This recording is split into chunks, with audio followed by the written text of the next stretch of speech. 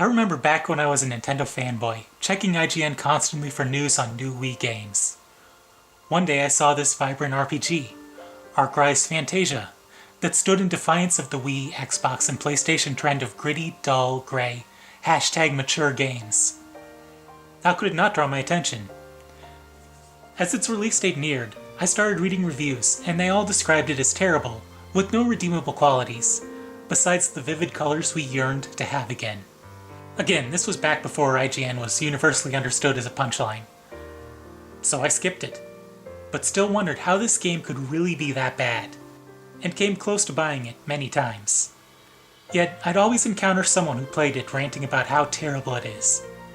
Years passed, and now recently I've gotten the chance to give it a try, and I still doubted all of the criticism. And it's got a lot of rough edges, but it's kinda good. The criticism with the most truth to it being the poor English voice acting. Though the voice acting is not truly bad, certain characters' voice acting is terrible, and ironically enough, the most central characters are the worst. Minor characters or characters who appear later tend to be closer to par or slightly above average. Here's how I would rank each party member compared to the wildly variable Xenoblade 2. Oh no, they've already broken through the door. Leave this to me. Wow, so this is the capital of the Republic? Nico wears his uniform like a slob. General Freya is always yelling at him. Shut up! Listen! Break the seal on that door. I don't think there's any turning back now. Don't just stand there. They're coming at us from behind. Hey, what's with all this crazy talk? I hurt a lot of people. But in the end, I am still really happy.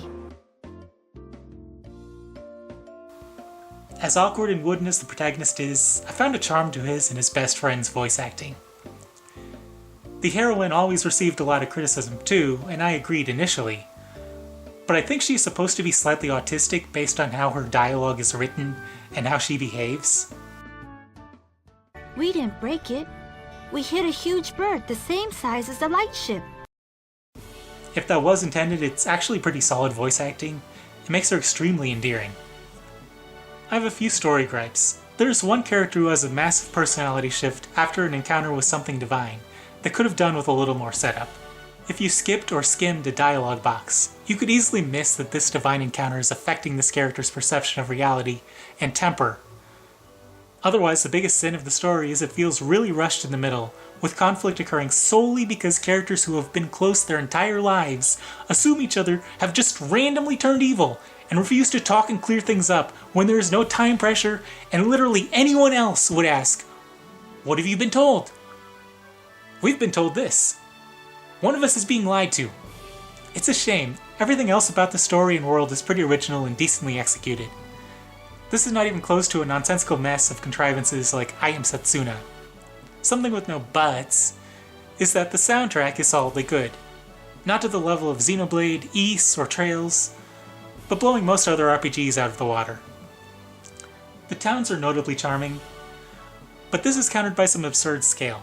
The size of these towns sometimes approaches that of Xenoblade, but without filling them up or offering a free camera. One town you have to revisit often has a long, long hallway that is the only permanent way in and out. The biggest lie is that the gameplay is confusing and makes no sense. I think those critics might be the same people who always get confused at a four-way stop. You have a pool of AP, and every action costs a different amount. You can have one character use all of it, though anyone who doesn't do something each turn will also take more damage if attacked. And you have a turn order forecast that is usually close if the AI doesn't screw up pathing.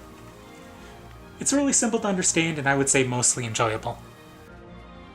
The more complicated part is the weapon system, where every weapon has a Navicust board you place tetrominoes on to give yourself abilities. If you can fill up the board, the weapon will unlock a hidden ability, but only as long as the board is full. That is a change I would make. It gets tedious moving your whole build from weapon to weapon, and it discouraged me from experimenting too much. The weapons would not be that good without a decent amount of abilities anyway. The other potential issue with the weapons are that they make the game a bit grindy. You have to grind to unlock each weapon's board, or risk taking a weapon into a boss fight, which you usually don't want to do, and some bosses spawn at strange times, catching you unaware. There are pretty good enemies to grind weapons on, like bears or mantises, and equipment you can wear that make these grinding sessions relatively brief, though. An unfair difficulty level is another common critique, and that's a bit more mixed. Only bosses are ever very tough, and I found most pretty well suited to my party, better so than most RPGs. If you don't make any bad decisions, most bosses can make you sweat a little, but will destroy you if you make more than a couple mistakes like ignoring your party's bad feelings, or coming in with more than one person with an untrained weapon. I think they playtested the bosses in dev mode with all of the equipment and abilities available though. A handful are brutal, and a while after you get equipment or a weapon ability that would have really helped. Those bosses seem designed for you to have those weapons. Those you just have to keep retrying with a good strategy until you get lucky. Otherwise, there are a couple annoying bugs, like rarely, if you get initiative on an enemy, they get initiative instead.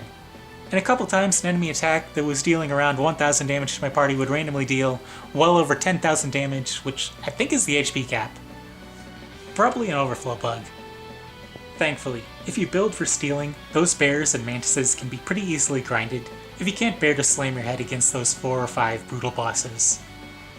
Overall, I think the difficulty is more consistent and just right than most RPGs, those few bosses aside. This is nothing on the difficulty cliffs of the early Final Fantasy endgames. The last boss bummer is that they are so beefy you soon need to build and use everyone's limit break like moves in a single turn to deal reasonable damage. It's a bit of a shame that the best strategy to deal damage is so fixed. This is an RPG I don't regret playing at all. It's not one of the best of all time, but it's a solid B or 7 out of 10 to play once you have experienced those greatest RPGs. It may be a bit in retrospect, at some of the truly trash RPGs we've been offered since this game released, but you should play this long before anything like I Am Setsuna, Romancing Saga, or Le Grand Legacy.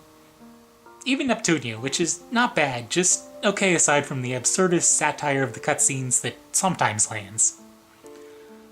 You'll probably cut yourself on this game, but there's a lot of diamond beneath. It's unlikely it will ever be re-released or remade, but a remake that fixes all of those little gripes could be among those great RPGs. Well, assuming you don't ever try to yield to more than 3 cars at a 4-way stop.